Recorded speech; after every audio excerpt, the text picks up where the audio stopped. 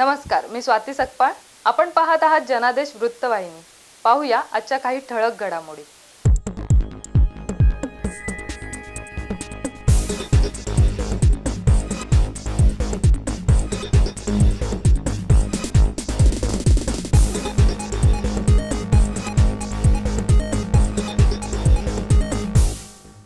MPSCची परीक्षा ऑफलाईन घेण्यात यावी या विद्यार्थ्यांच्या मागणीकरिता काँग्रेस पक्ष मैदानात उतरला.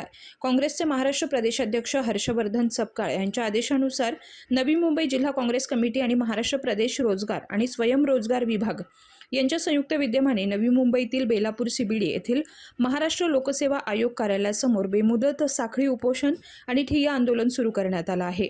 काँग्रेसचे नवी मुंबई जिल्हाध्यक्ष रामचंद्र दळवी आणि रोजगार आणि स्वयंरोजगार विभागाचे महाराष्ट्र प्रदेशाध्यक्ष धनंजय शिंदे यांनी सुरू केलेल्या या साखळी उपोषणात काँग्रेसचे ज्येष्ठ नेते संतोष शेट्टी, जिल्हा कार्याध्यक्ष तुकाराम कदम, OBCचे राष्ट्रीय सरचिटणीस दिगंबर राऊत, महाराष्ट्र प्रदेश सचिव डॉक्टर मनोज उपाध्याय, नवी मुंबई जिल्हा उपाध्यक्ष संतोष सुतार, इंटक नवी मुंबई अध्यक्ष महेश भणगे, नेरूळ ब्लॉक अध्यक्ष दत्ता जाधव, CBD बेलापूर ब्लॉक अध्यक्ष सुनील कांबळे आदी पदाधिकाऱ्यांसह अनेक काँग्रेस कार्यकर्ते सहभागी झाले आहेत.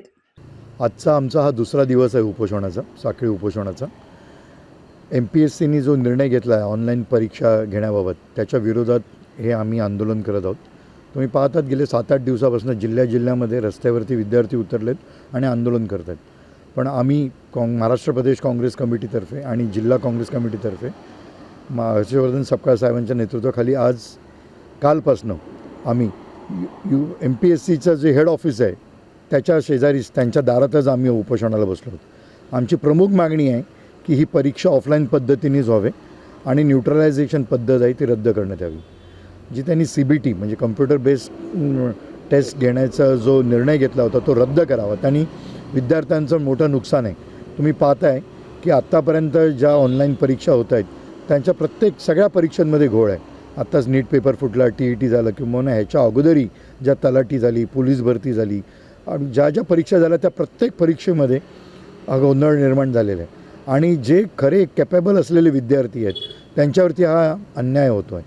कारण जो TCSला हे लोकांनी जे कॉन्ट्रॅक्ट दिलेलं आहे ऑनलाईन परीक्षा घेण्याचं, त्यांचं ॲट सोर्स म्हणजे जिकडे परीक्षा घ्यावी ह्याचं इन्फ्रास्ट्रक्चर त्यांच्याकडे अवेलेबल नाही आहे. म्हणून ती जी परीक्षा घेत आहेत ती एकदम चुकीच्या पद्धतीने आहे आणि त्याच्यामुळे चांगल्या विद्यार्थ्यांवर अन्याय होतो आहे. जे विद्यार्थी खरे ज्यांची कॅपॅबिलिटी आहे ते या परीक्षेमध्ये मागासले राहत आहेत आणि जे नाही आहेत आणि जे मॅनेज करत आहेत तेच विद्यार्थी ही परीक्षा पास करून जात आहेत. आपण बघतायत की ही जी MPSCची परीक्षा असते ह्या परीक्षेतनं उत्तीर्ण झालेले जे विद्यार्थी असतात क्लास 1, क्लास 2 हे महाराष्ट्र राज्य चालवतात, पॉलिसीज तयार करतात, डेप्युटी कलेक्टर आणि ह्या लेवलच्या त्या परीक्षा होतात. आणि तेच विद्यार्थी जर कॅपेबल नसताना पुढे गेले तर राज्य हे धोक्यात होईल आणि ही व्यवस्था जी आहे ती व्यवस्थित चालणार नाही. MPSCची ऑफलाईन परीक्षा जी सगळी सुरळीत चाललेली आहे, म्हणजे आपल्याला दिसतात ते सगळे क्लास 1, क्लास 2, क्लास 3 अधिकारी MPSCच्या ऑफलाईन परीक्षेने पास झालेले आहेत. आणि मग हे कशासाठी नवीन तुम्ही आणताय?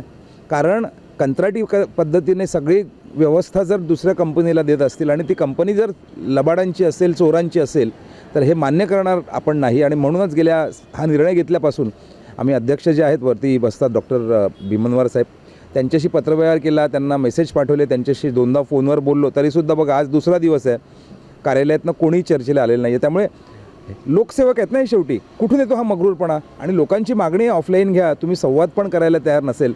या अधिवेशनामध्ये सुद्धा याबद्दल आमचे सतेज पाटील साहेबांनी याच्याबद्दल विषय मांडलेला, पत्र दिलं 8 पानांचं, तरीसुद्धा समाधानकारक उत्तर मिळत नाही. आणि म्हणून आजच्या आंदोलनापासून स्फूर्ती घेऊन म्हणजे 2 दिवसापूर्वी संभाजीनगरला आंदोलन झालं, त्याच्या अगोदर यवतमाळला झालं, नांदेडला झालं, पुण्यात झालं, अमरावतीला झालं, तर उद्या लातूरमध्ये खूप मोठ्या प्रमाणात आंदोलन होतं आहे.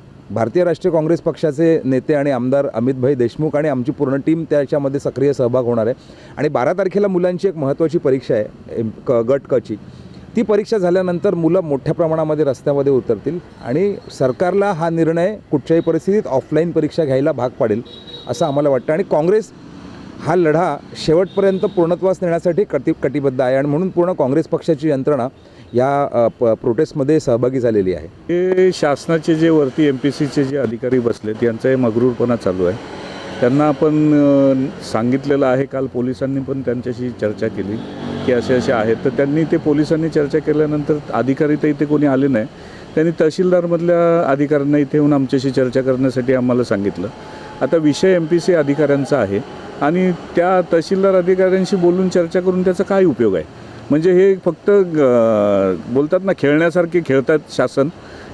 अधिकार कोणाचा आणि त्याचं उत्तर कोण देत आहे? आज हे सरकार लोकशाही माध्यमातून चालत नाही. गेले 50-60 वर्षापासून MPSC एक्झाम देऊन करायचा होता, करत होते. आता ऑनलाईनमध्ये करतात. ऑनलाईनमध्ये अर्थ म्हणजे त्याच्यामध्ये पूर्ण सेटिंग बिटिंग सर्व होतात. त्यांना देशाकडे बघायचं नाही आहे. तिथला विद्यार्थी रोजगार त्याचे काय पडलेलं नाही. त्यांना फक्त त्याच्या RSS BJP त्याच्या लोकांना MPSCमध्ये कसा पास करू शकतो, त्यांना कसा उद्योग मिळू शकतो, RSSचा धंदा कसा वाढेल, BJPची मेंबरशिप कसा वाढेल, हे फक्त धंद्यासाठी केलेलं काम आहे असा माझा ठाम आरोप आहे. आज आमची जिल्हाध्यक्ष नेतृत्वाखाली आज दुसऱ्या दिवशी उपोषण चालू आहे. मला वाटतं की सरकारला काय पडलेलं नाही. सरकारची असा विचार असेल मरून दे, आम्हाला काय त्याच्यात घेणं देणं नाही आहे.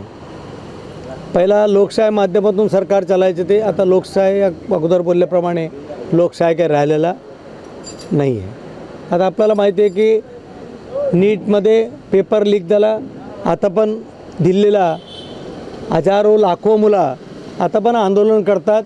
त्याच्यावर सुद्धा कुठलेही लक्ष नाही आहे. आमचे प्रयत्न चालू आहे की लोकांना न्याय मिळावा, MPSC एक्झामिनेशन माध्यमातून व्हावा असा आमची धोरण आहे.